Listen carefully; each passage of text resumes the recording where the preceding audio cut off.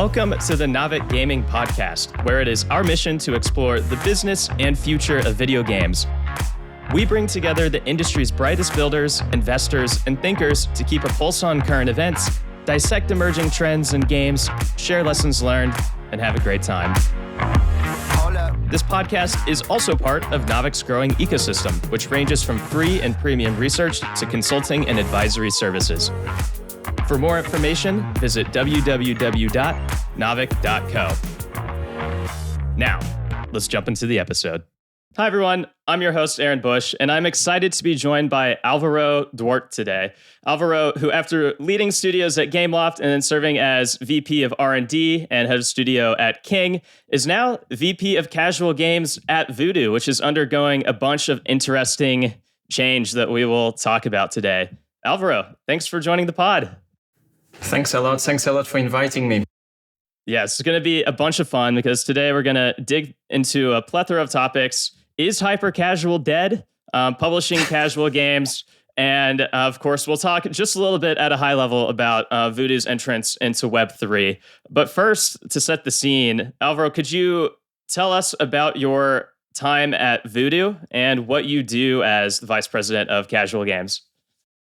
Sure. I joined Voodoo for 2 years now, and basically I joined to start from scratch the casual games division and to look after live games. And the idea is to help Voodoo to go through the transition from hyper-casual to what we call hybrid casual.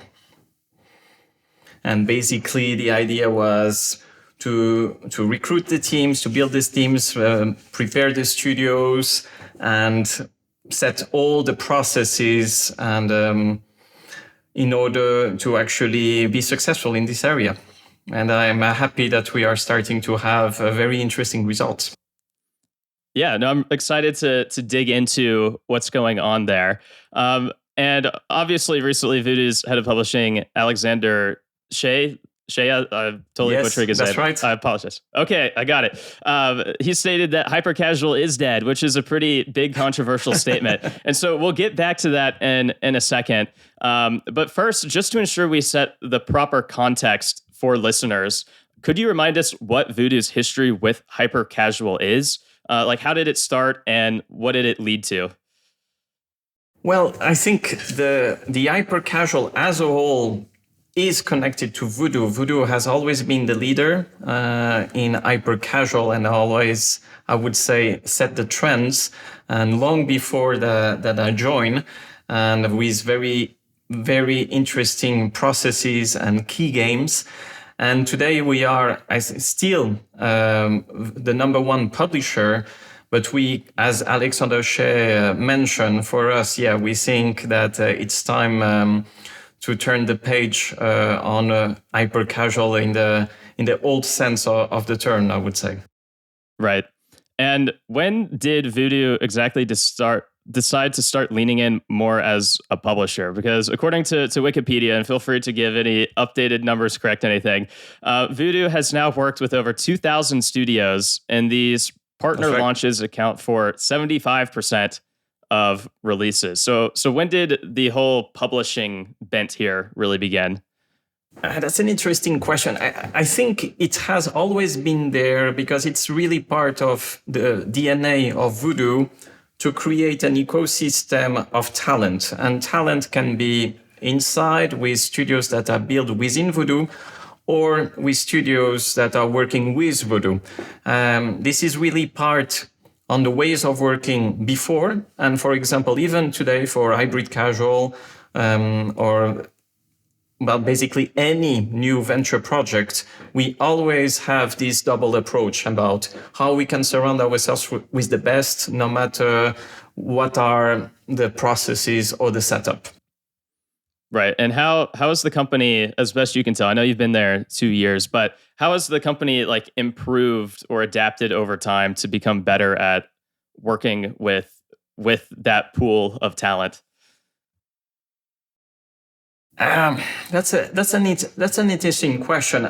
So first, I think when you are leader, it has a few advantages because it creates a brand and it creates a reputation. So it means also like people know Voodoo, and the word of mouth in the industry is pretty strong, right? Everybody shares information. So I think that's one. When you are operating at scale, at some point you can also contact more and more studios, right? It has this effect. And how we have been improving is we are constantly as well testing new things, testing new partnerships, and always investing a lot on our growth capacity. And I think one thing that, for example, the studios that are working with us appreciate is the unique capabilities of Voodoo to actually acquire players in the best way and for the cheapest way possible as well. Like coming from other companies, like one thing that was really, really impressive was the growth capabilities of Voodoo. It's, I would say, is really world class. Gotcha. So let's go ahead and talk about the whole hyper casual is dead statement, which I know some people in the industry fully agree with, but there are also some corners of disagreement, and maybe it just comes down to how you look at the context around what you're really trying to say here. So Alvaro, could you just provide some context on what Voodoo is seeing in its own business that led to this kind of statement being said? Yeah, I don't know if Alex would anticipate the hype that he would get with this headline. It will be very difficult to follow him to have something so attractive. Well, first, it's not just a provocative statement because for us, we are completely shifting, for example, our teams from hyper casual to actually hybrid casual. So this is really something that we are doing internally. Is not just sending signs outside. And regarding your question, is hyper casual dead? I still believe that players are still very, very interested to test new mechanics, and a lot of many people are really open to try new things, right? So the games still have appeal. What is the limit now is that hyper casual becomes less and less profitable as a business. Now with the changes from Apple, it creates a situation that it's less profitable.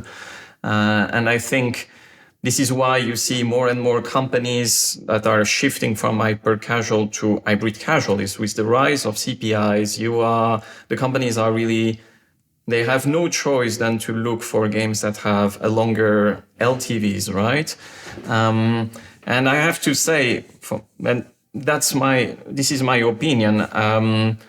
I really believe that the companies, all hyper casual companies, like the companies that didn't start the shift towards hybrid casual, 2 years ago, I really think they will be in trouble.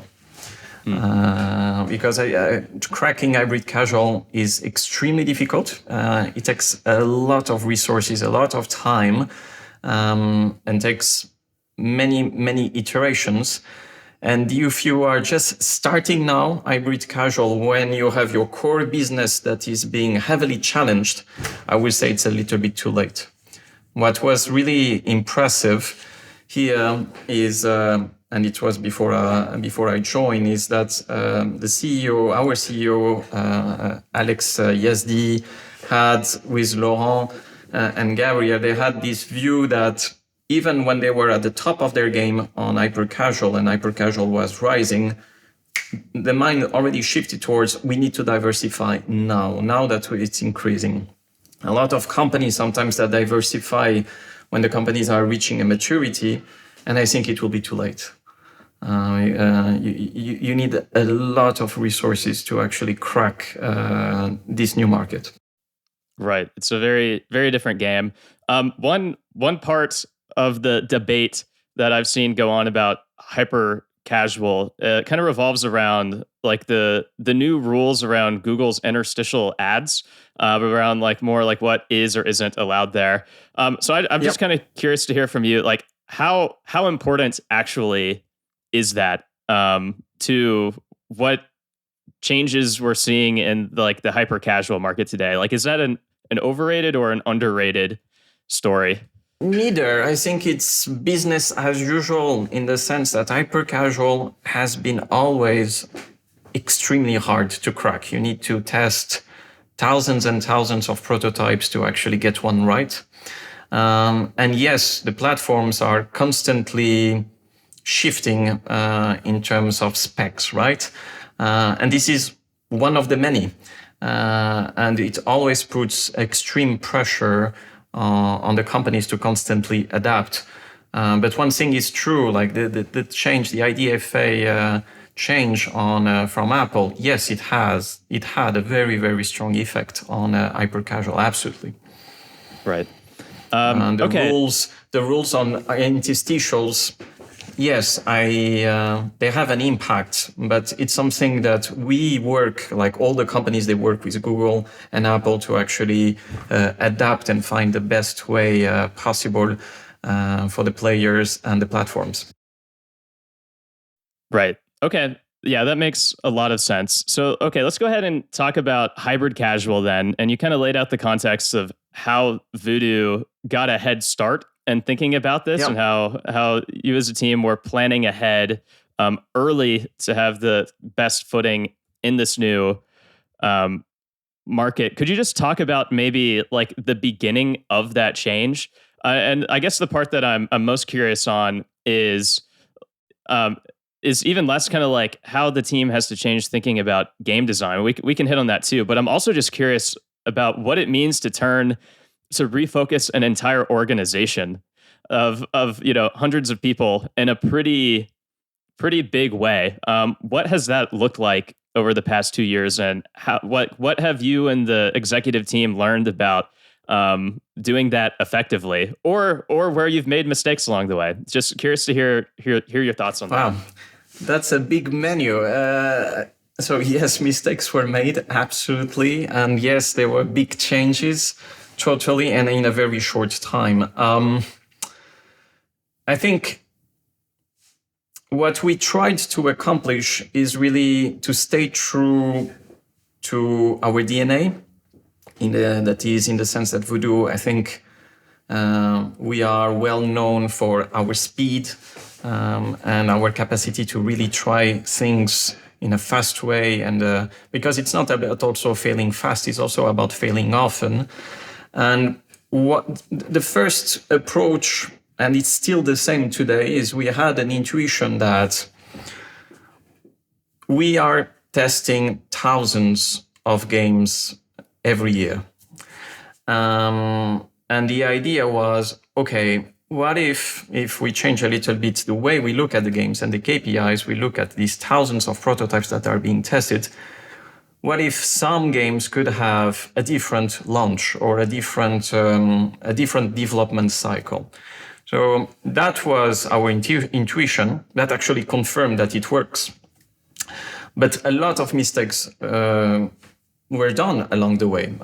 For example, in the beginning, we thought, okay, that an hyper casual game could coexist with an hybrid casual game with the same gameplay, maybe as a sequel. Well, turns out it doesn't work. We also had a lot of iterations on prediction models, on ROAS models, and trying to find, okay, what is the sweet spot on, for example, ROAS model from an hyper-casual to more casual games, and trying to find, okay, where is the needle that works for us? So, for example, our current standard is that all our games they hit a ROAS of 150% on day 120. This took, for example, time. What are the right metrics as well in terms of retention? It sounds very easy to say now, but it took a lot of exploration. And for your question about the reorg, we tried, for example, in the beginning to have casual games as almost a standalone structure. And I think it was very useful in the beginning because we needed to try and to pick up on Voodoo games. But after, we also understood that at the same time that hyper-casual for us was less and less interesting, we consider, okay, what if we completely shift the company towards finding new core gameplays that is an expertise on its own, and it's really a craft on its own, towards also another big team that takes those core gameplays and then launches them and keeps those games relevant for the next 5 or 10 years to come. And that's also a different expertise, different talent. So, for example, and we came to this conclusion, and at the moment, this is how we are operating. You have the full Voodoo ecosystem publishing that is actually testing now. We are in a run rate of testing 1,000 prototypes for hybrid casual. And then we are building studios that take those games and to launch them and give them another life. So I'm really summarizing in broad strokes what happened, but also one thing that we knew, because it's really part, and it comes back to your first question about working with external studios. We also knew that we needed to surround ourselves with experts in this area, and we, for example, put from the beginning a big effort on M&A, and I think not many companies, I think, really successfully do M&A in the way they integrate and they make the companies grow. I'm very happy that, for example, with the acquisition from a company like Beach Bum, that was built really by very, very strong experts from Playtika in Israel, and that now they are the leaders on tabletop games.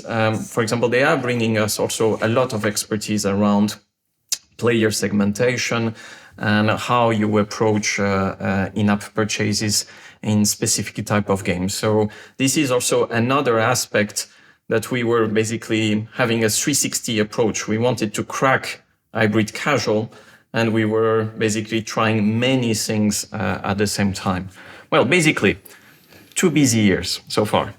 Yeah, seems like it. There's a lot going on in that answer. So let's maybe unpack that a little more, maybe bit by bit, and just get into a bit more detail of whatever you think is interesting here. So I guess maybe where we can start first is I am curious too. I mean, obviously, talking about a reorg is more big picture, and it's obviously super important for a company to get aligned structurally on how it wants to work in order to get to wherever it is it wants to go. But obviously there are so many layers to that too, in terms of how people have to change how they work, how they kind of have to rethink individual roles. And I don't know all the details of Voodoo, but where I'm going with this is I'm curious how it changed kind of internally, how the teams building games sort of had to kind of rethink their roles and kind of like rethink their focus on the kinds of mechanics that matter, the kinds of metrics that matter. So what all went into like actually working with the game developers themselves to make this change? How did that transition happen, and what did you learn going through that specific part of it? Wow, that's an interesting question. Like all changes in the company, for some people, it actually goes very well. And you have really many people that are very open to change. And I think this is the vast majority. I would say it's the DNA of the people in Voodoo, because hyper-casual is so hard as a genre because you are constantly killing your ideas, but to an extent that it's brutal compared with casual. So definitely Voodoo is interestingly a company that is wired towards change. And how the developers are taking it? Well, it's basically by sometimes giving new objectives, right? As you mentioned, for example, we are looking, as I mentioned, at the ROAS with a different timeline. We like games that have a 30-day retention of 10%, for example. We are looking for games, instead of being 100% ads driven, we like to have a blend of in-apps. And it's about understanding who can transition towards this model. And I'm happy that we took many people on board. What is the expertise that we needed to recruit? And here we surrounded ourselves with, I think, very, very interesting profiles from the best companies that have a long experience on casual, from Pletica, from Plerix, from Kings, Copley, Zynga. So we have all of this. When you blend, then you start then to have a new shift. And also, to be very frank, sometimes you have people that maybe they don't find it as fun as before, and then it's sometimes the time to say goodbye or to part ways, right? It's very important that when you are trying something new, that everyone pushes towards one direction. Right. But I have to say, this type of org change, to do it so fast, I'm very, very proud of what the teams achieved, to be honest. Many companies, sometimes, most of the companies, when they have their core business that goes down, they just implode. And for us, we found a way to grow again, which is very impressive. Yeah, well, I guess I'm curious, just to double click into that. I mean, it's also been apparent to me that Voodoo has been good at moving fast for quite a while at this point, and it being ingrained into the culture is really interesting and unique compared to a lot of other companies. So I'm curious, what would your advice be to other teams, other companies that want to inject more of a culture of speed or urgency or testing into themselves? How should they go about becoming more Voodoo-like in that sense? Wow, that's a tough one. I think it's many elements. I think one is not to be afraid of being radical in some decisions. It's okay sometimes to make mistakes, but it's worse not to trying. And also, it's very important when trying something new to get early results fast. Always question yourself, okay, what is really the shortest route possible for this project to get early results with clear objectives in order to decide, okay, going to the next steps.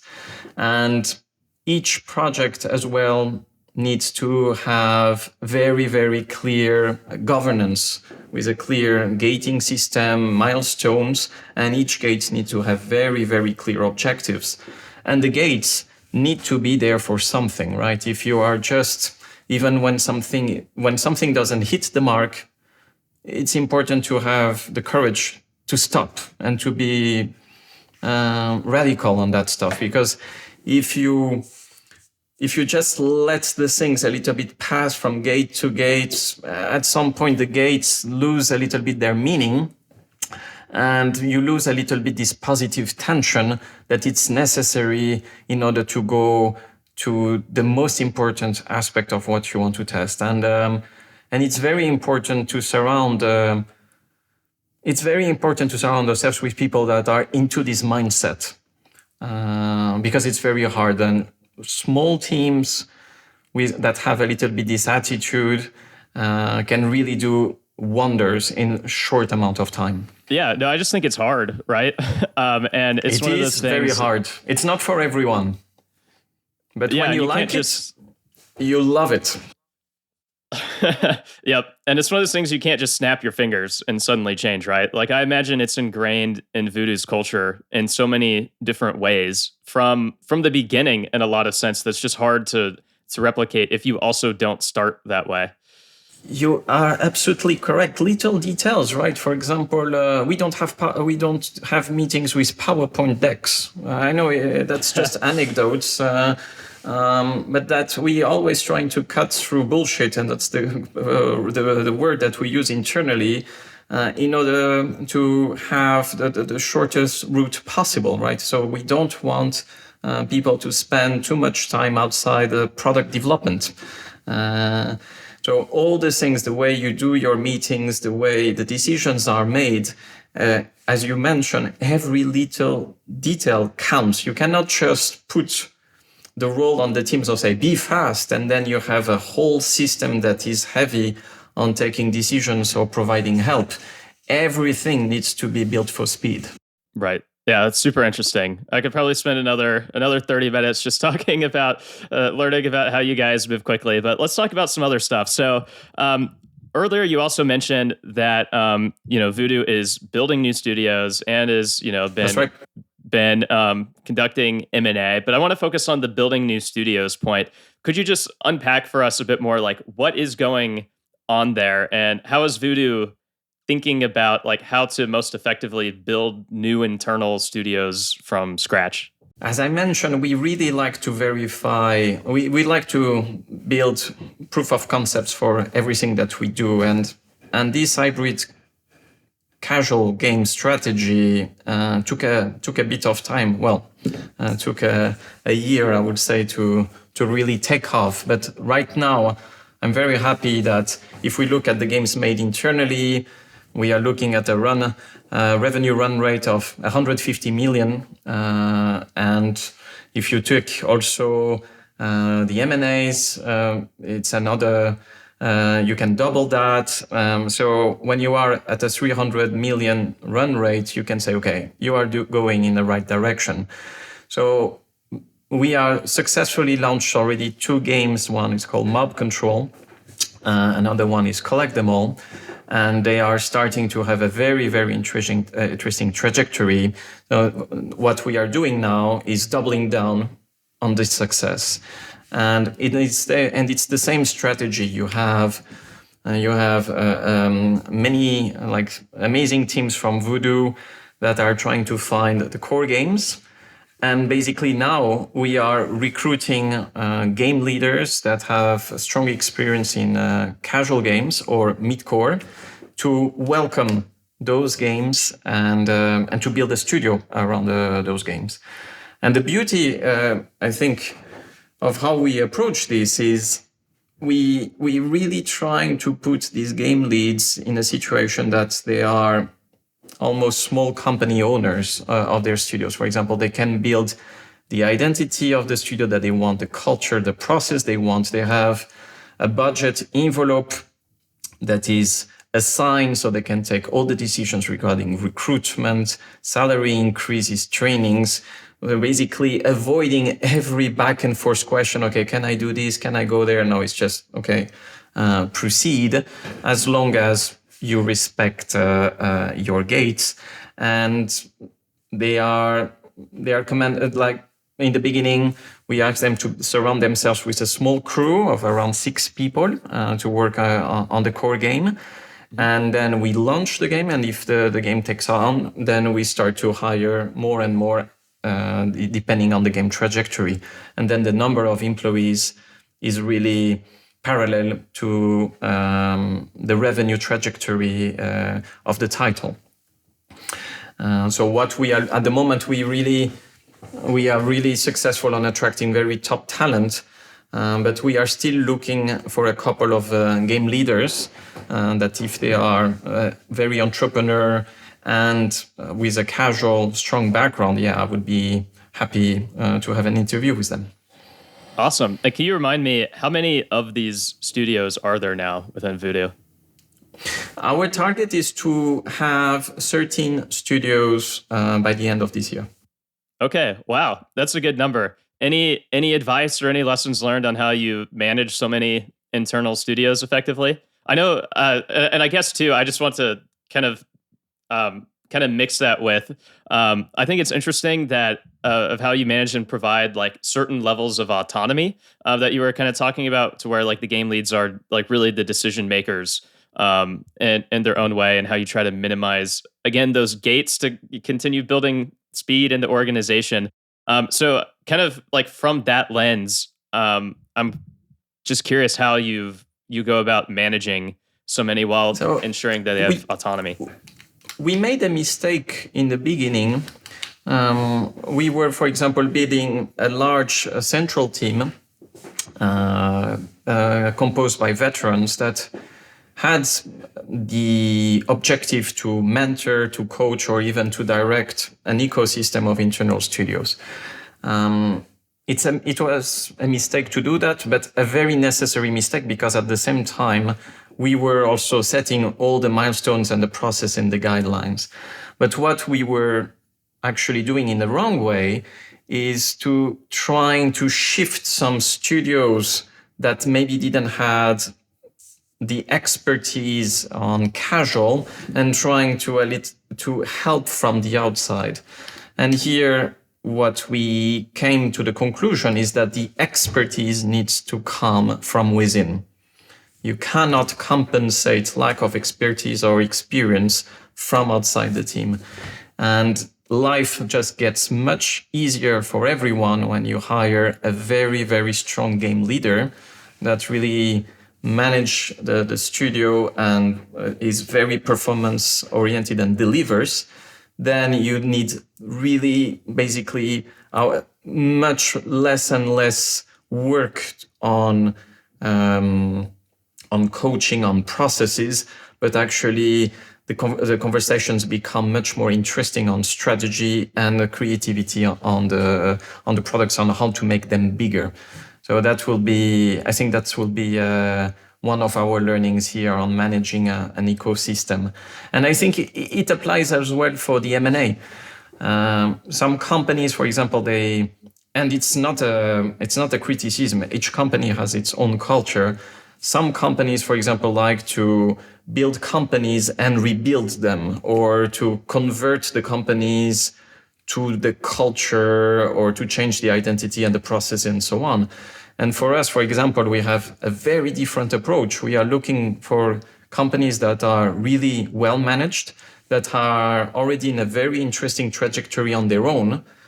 And our idea is when they join the team is to turbocharge that growth, but not to replace the processes, the people, is to really give full autonomy to the companies that join us and to help them where we feel together, where it makes sense. For example, Beach Bum, they are so good at what they do, and the help that we are providing is actually on the creatives and managing how to decrease CPIs.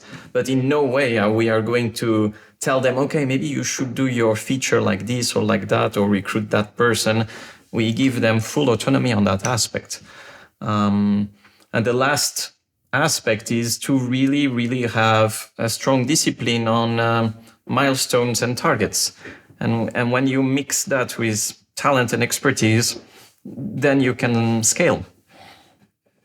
Sounds easier to say than to do, but that's a little bit the idea. Always easier said than done, right? Well, okay. I'm also curious because I know you have a bunch of experience from Gameloft and then King as well, most recently. What have your lessons or takings from those companies been that you've been able to apply at Voodoo?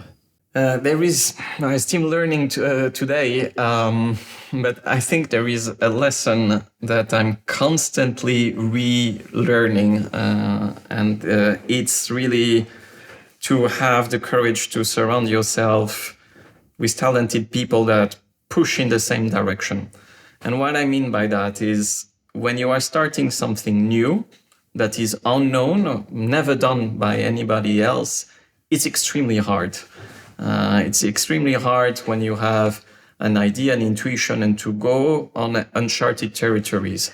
It's stressful at some times, and you cannot follow, basically. It's just you are paving the route.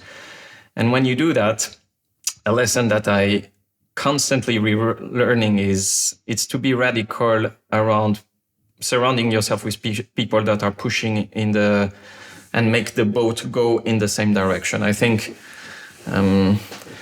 I think this is a lesson that I painfully learn from cycles with different aspects. But when you surround yourself with people that want to make it happen and they are committed to one direction, it makes the things easier, because finding talented people that just do things that they agree on, it's easy to find, I would say. But talented people that are willing to do something, even if they don't believe, but from a very professional perspective, they say, okay, I don't think this will work, but I'm very curious to test, to see the results in order to prove myself wrong. That's more difficult to find. And these are the type of people that you want to surround yourselves, people that have this professional distance towards game development, because a little bit like Game of Thrones, like no matter how many years we work, like we know nothing about some features or some impacts. We are constantly taken by surprise.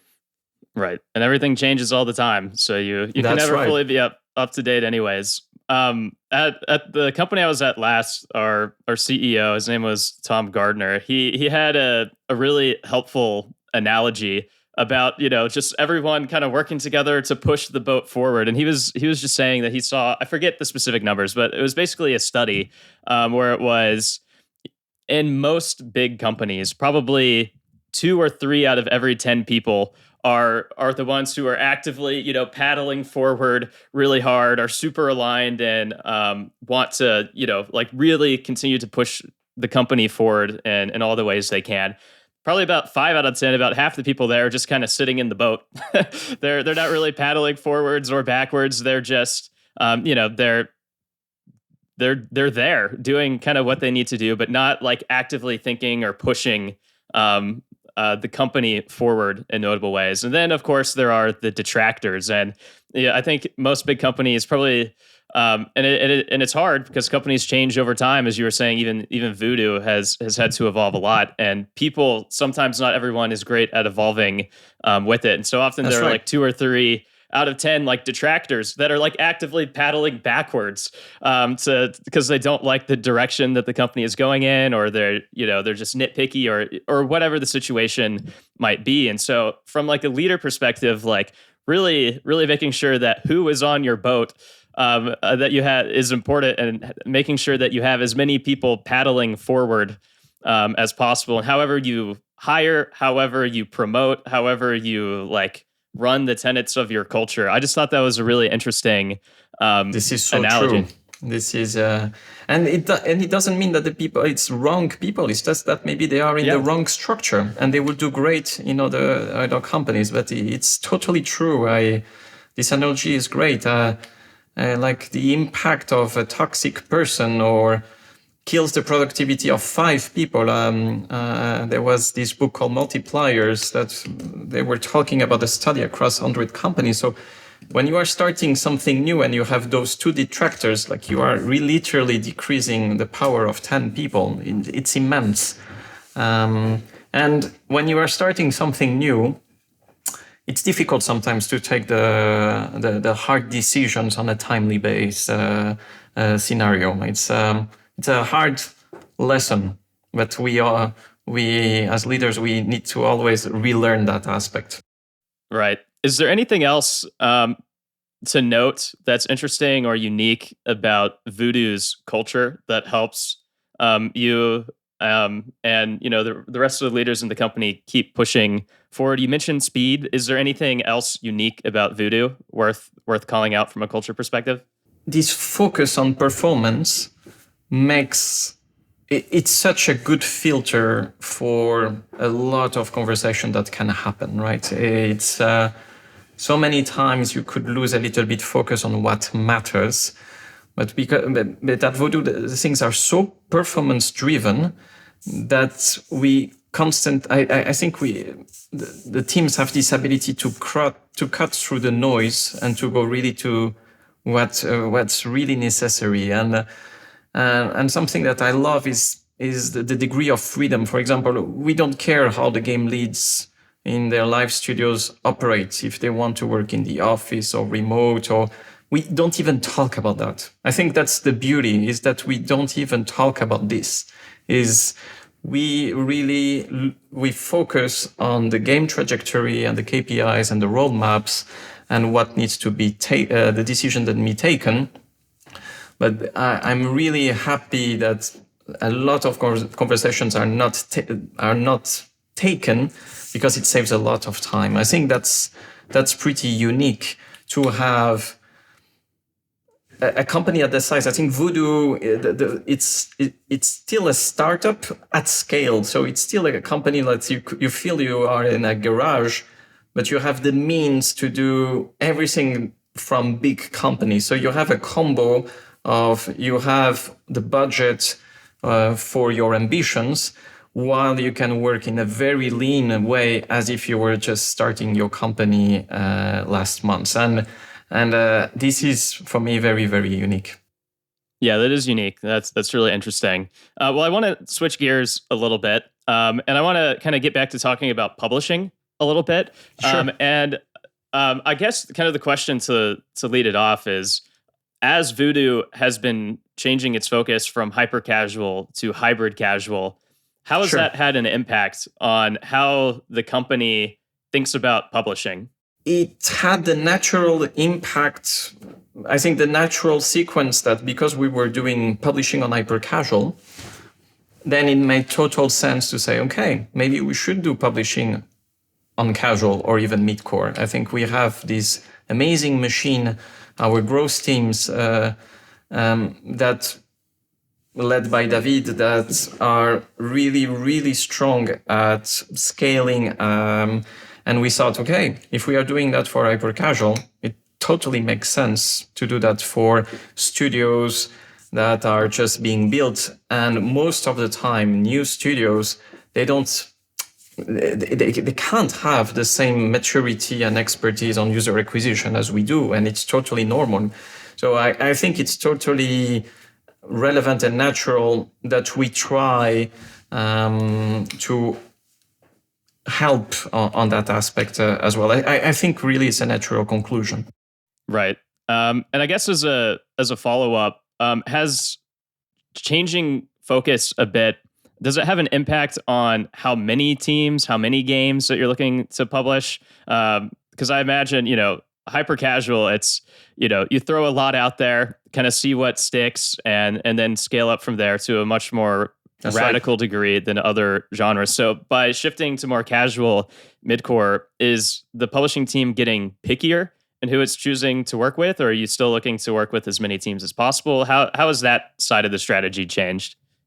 No, you are absolutely right. We are looking for profiles that are a little bit different. And we are more picky around the studios that work with us, absolutely. And also we are more picky right from the start, even something that for example, we did it on hyper casual so much that we looked directly on the game ideas, and we even tried to kill ideas on the spot and say, okay, this is not a game that can be played in the next years to come. Don't even bother to test it, even if it takes a couple of weeks to test. So definitely we are trying already to identify some games that we feel, okay, this doesn't have legs for a game for the next 10 years. I think this is a bit different. Gotcha. And anything about like how Voodoo has changed its way of helping teams? Like, has anything differently changed in terms of like what Voodoo is building internally to help teams retain in a different way or monetize in a different way? Like, how has the team kind of thought through its own shifting to help completely new types of games and game teams?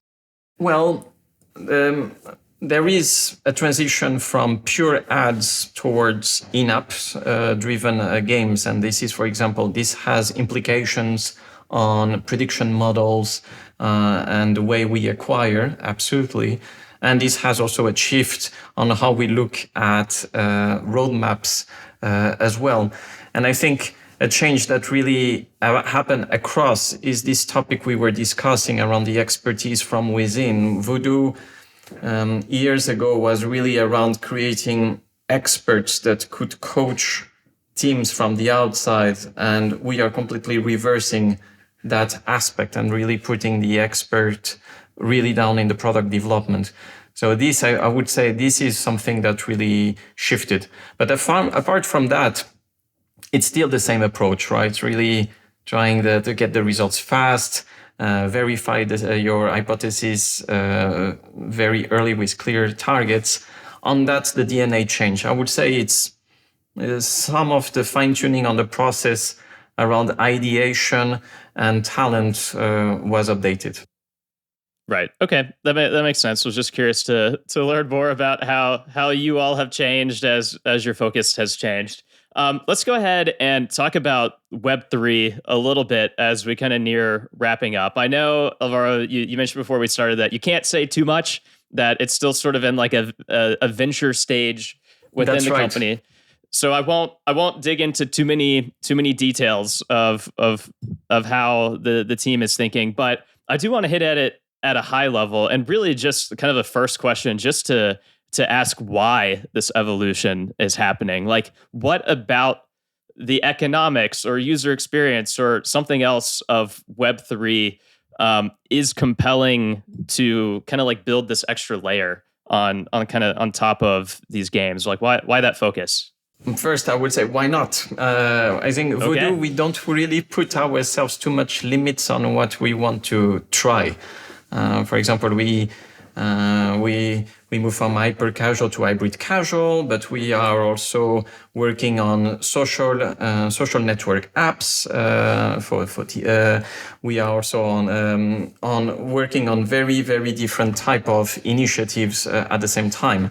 So there was something, and there is something that is happening around blockchain. I think it's totally normal in our mindset and culture to say, okay, maybe we should have a look.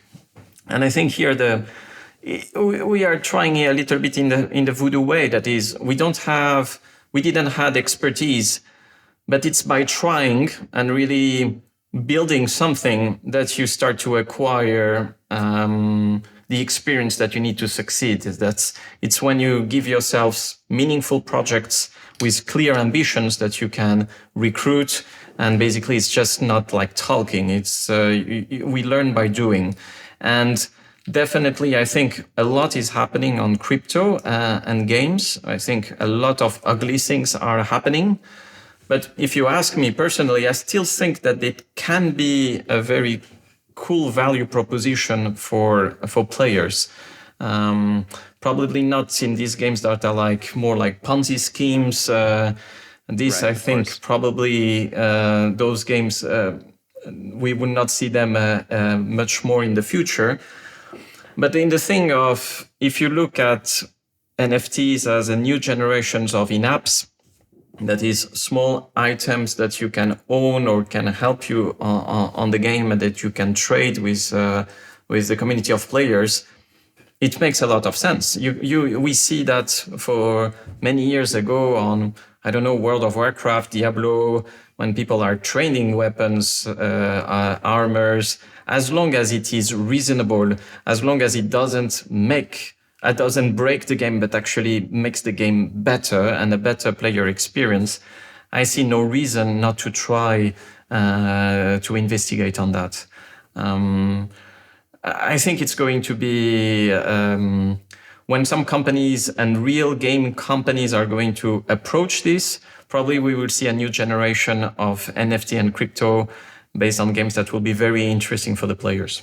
Well, I have so many questions that I could ask you, Alvaro, about the Web3 dynamics, but maybe, as we get closer to closing, one big question that I think is interesting is, why do you think Voodoo can succeed in casual when so many others have failed? It's a crowded market. Obviously you're undergoing a lot of change. It feels like a big effort. So why are you and the team so confident in your abilities to succeed here? I think it's a very legitimate question. And the reason I think we will make it and we are making it, is I think casual, it's a number games. I think many companies, sometimes we tend to forget that you need to test ideas at scale and at volume. And for one game that is released, you have thousands of games that failed, and very few companies have this capacity internally to test thousands of games per year. And our growth capacity to scale games with very aggressive CPIs is a very, very strong advantage. And when you plug that with the expertise that we have on casual through the teams that we hired or the teams that we acquired, if you combine these three aspects, it puts Voodoo in a very, very unique place to succeed. That's what I believe, and this is what we are doing. And I'm very happy to say that we are starting to see very, very interesting results. Awesome. So looking forward for all of us observers from the outside, what should we be looking forward to? What should we be watching over the next couple years to see how Voodoo is going to succeed across all of these areas? Our capacity to release new hybrid casual games every year. This is going to be, I think, a challenge. But I will be happy to talk about these titles next time. Awesome. Well, that sounds like a lot of fun. Very final parting question for you, Alvaro. If listeners want to learn more about Voodoo's next steps, whether it be publishing, Web3, hybrid casual, where should they go to learn more? Our website has all the contacts, and you can contact directly Alex Shea for publishing. For example, if you have some questions, but you have also the contacts regarding M&A, or even myself. I'm easy to find on LinkedIn if you really have a burning question. Awesome. Well, Alvaro, this has been a lot of fun and informative. Thanks for joining the Naavik Gaming Podcast. Thank you so much. I really appreciate the invitation. If you enjoyed today's episode, whether on YouTube or your favorite podcast app, make sure to like, subscribe, comment, or give a 5-star review. And if you want to reach out or provide feedback, shoot us a note at podcast@naavik.co or find us on Twitter and LinkedIn. Plus, if you want to learn more about what Naavik has to offer, make sure to check out our website, www.naavik.co.